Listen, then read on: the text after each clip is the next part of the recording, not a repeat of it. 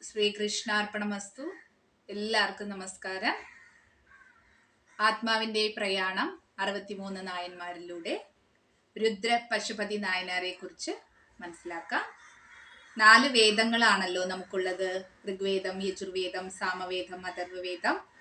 ഇതിൽ യജുർവേദത്തിൽ ഭഗവാന്റെ ശിരസ്സായി കണക്കാക്കപ്പെടുന്ന 7 ഖണ്ഡങ്ങളുണ്ട്.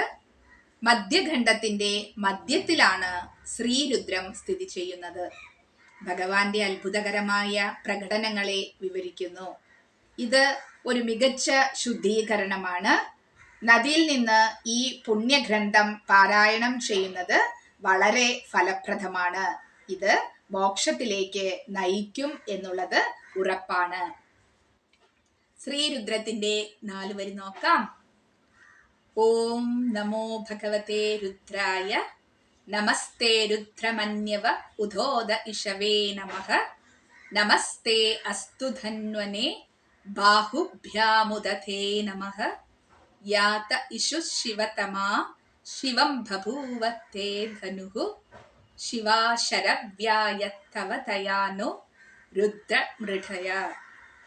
പശുപതി നായനാർ നിത്യവും നദിയിലിറങ്ങി ശ്രീരുദ്രം പറയുമായിരുന്നു. അങ്ങനെ മോക്ഷത്തിലെത്താനും അദ്ദേഹത്തിന് കഴിഞ്ഞു.